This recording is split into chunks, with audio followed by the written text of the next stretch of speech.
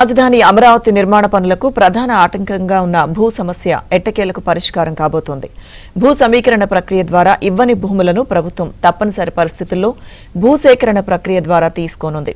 ఆ మేరకు ఇప్పటికే జారీ అయిన భూసేకరణ నోటిఫికేషన్ల గడువు మరో 2 రోజుల్లో పూర్తి కాబోతుంది. ముందుగా ఉండవల్లి పరిధిలోని సీడ్ యాక్సెస్ రోడ్డు నిర్మాణానికి ఇవ్వకుండా ఉన్న భూములను సేకరించనున్నారు.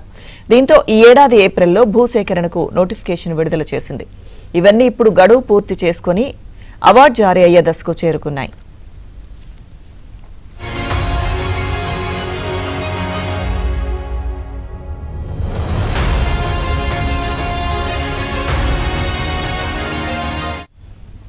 భూ సమీకరణ ఇష్టం లేని కొందరు చర్చల పేరుతో కాలయాపన చేస్తున్నారు. ఫలితంగా పనులు జాప్యం అవుతూ వస్తున్నాయి. భూసేకరణ నోటిఫికేషన్ విడుదలయ్యాక యజమానులు తమ అభ్యంతరాలు తెలిపేందుకు భూసేకరణ చట్టం 2013 ప్రకారం 60 రోజులు గడువు ఉంటుంది.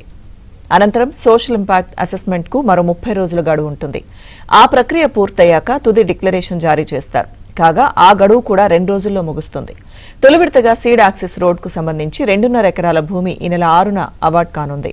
అదే రోడ్డుకు సంబంధించి మరో 6.5 ఎకరాలు రావాల్సి ఉండగా అందులో ఎకరం భూమి మాత్రం భూ సమీకరణ ద్వారా వచ్చింది.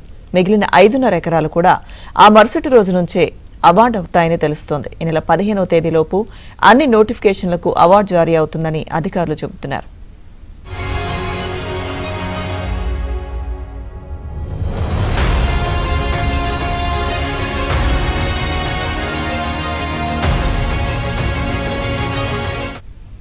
అమరావతిలో ట్రంక్ రోడ్ల నిర్మాణం, వరద నీటిపారుదల వ్యవస్థ, ఎల్పీఎస్ లేఅవుట్ల అభివృద్ధి, ఉండవల్లి పంపింగ్ స్టేషన్ నిర్మాణం కోసం మొత్తం 720.29 ఎకరాల భూసేకరణకు ప్రభుత్వం నోటిఫికేషన్ ఇచ్చింది.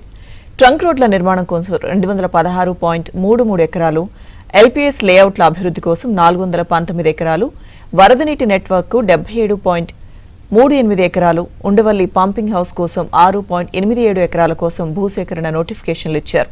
వీటిలో ప్రధానంగా నవలూరు, కురగల్లు, నిడమర్రు, మందడం, వెలగపూడి, పెన్నమాక, ఉండవల్లి గ్రామాల భూములున్నాయి.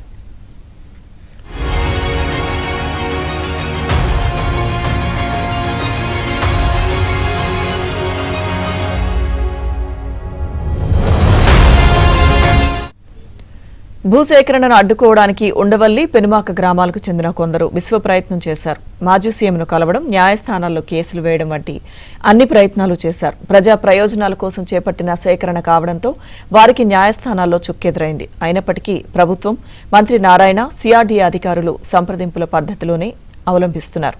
అవి కొంతమేరకు ఫలించి ఇటీవల కొందరు భూ సమీకరణకు ముందుకొచ్చారు.